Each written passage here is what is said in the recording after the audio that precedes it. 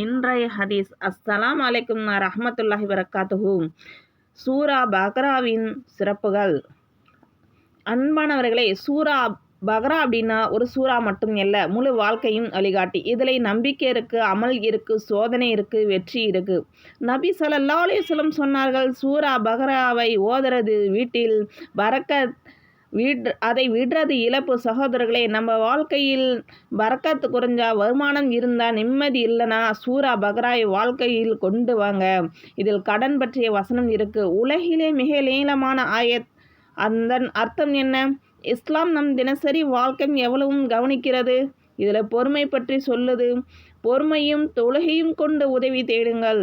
இதில் துஆவும் இருக்கு. ரப்பனா லா துஆகிதுனா, நம்ம பலவீனத்தை அல்லாஹ் ஒத்துக்கின்ற துவா. இதை கேட்டுட்டு அல்லாஹ் சொல்கிறான், நான் ஏற்றுக்கொண்டேன். சகோதரர்களே, நம்ம வாழ்க்கை சோதனையாக இருந்தாலும் இந்த சூரா சொல்லுது, அல்லாஹ் ஒருபோதும் நம்ம சக்திக்கு மேல் சுமை தரமாட்டான். அதனால்தான் நான் சொல்கிறேன், சூரா பக்ரா பயத்துக்கு மருந்து, சைத்தானுக்கு எதிர்ப்பு, வீட்டுக்கு பாதுகாப்பு, ஆகிரத்துக்கு பரிந்துரை. இன்னொரு பெரிய சிறப்பு இருக்குது. நபி ஸல்லல்லாஹு அலைஹி வஸல்லம் சொல்கிறாங்க, சூரா பக்ராவையும் ஆல் இம்ரானையும் ஓதுங்க. கியாமத் நாளில் அவை மேகங்களாக வந்து ஓதியவர்களுக்கு பரிந்துரை செய்யும். நம்ம கியாமத் நாளில் எல்லோருக்கும் பயம். அது நேரத்தில் நமக்காக பேசுறது சூரா பக்ரா. இதில் ஒரு ஆயத்துல் குர்சி. இது குர்ஆனில் மிக சிறந்த வசனம்.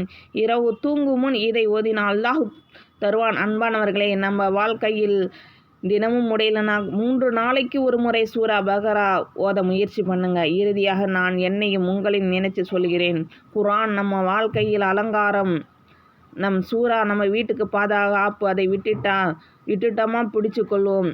சுருக்கமான துவாக்கள். யா அல்லாஹ், இந்த குர்ஆன் இறக்கின நீதானே.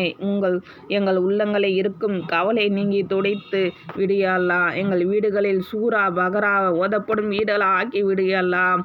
சைத்தான் நெருங்காத முடியாத வீடுகளாக மாற்றி விடு யா அல்லாஹ். நாங்கள் ஓதி இந்த குர்ஆன் கியாமத் நாள் எங்களுக்கு சாட்சி சொல்லட்டும் யா அல்லாஹ்.